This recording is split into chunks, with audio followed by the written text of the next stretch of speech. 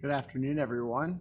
It's been a hot second since we've done one of these, but I hope you're doing all right. I have taken part in No Shave November, otherwise known as me being lazy, I suppose you could say.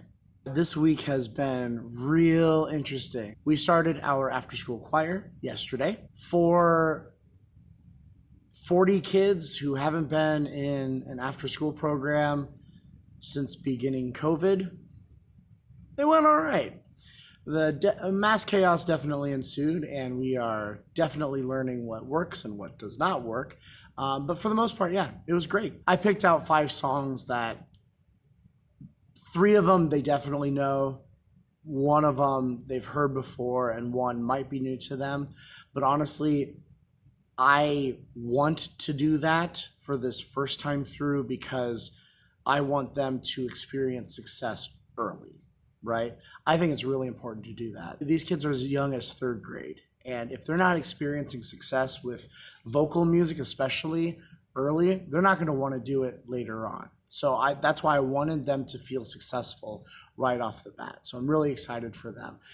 We do have a few that are in there that are there kind of to be with their friends rather than sing. But honestly, that's going to be any public school choir anywhere. So it is what it is. It's fine.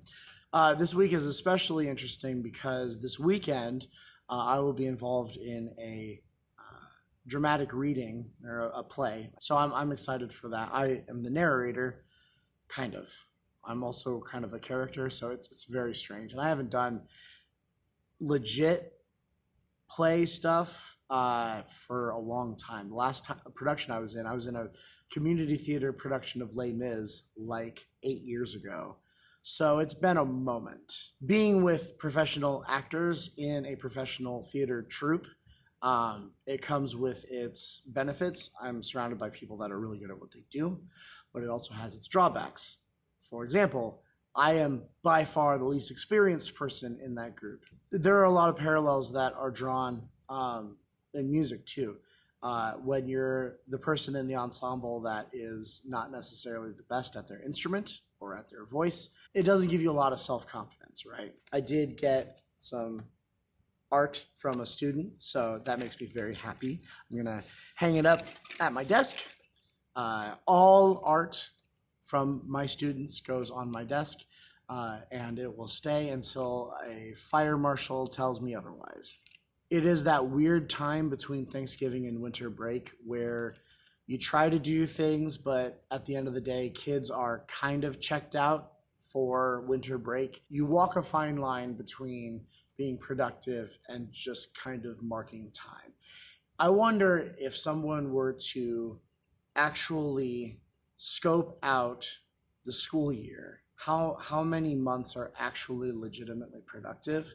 Because November can be productive up until Thanksgiving break, the week of, because yeah, there's not going to be a lot happening. December, nope. October's probably very productive. September, you're still trying to get your bearings. February is probably very productive, although snow days can be a thing.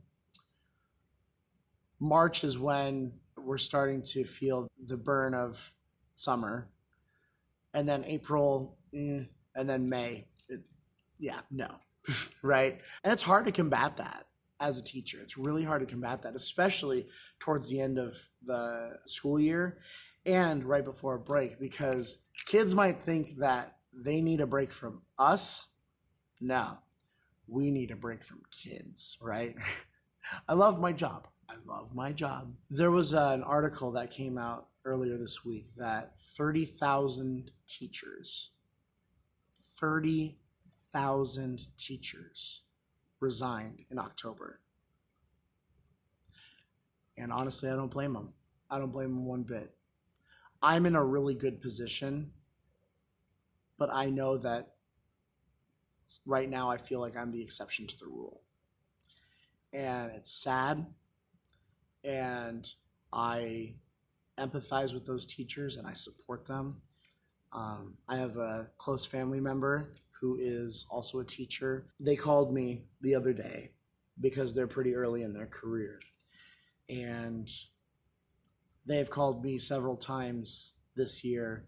And this one, it truly does feel like they cannot finish out the year. And it breaks my heart because they've got great potential to be a really effective, amazing teacher.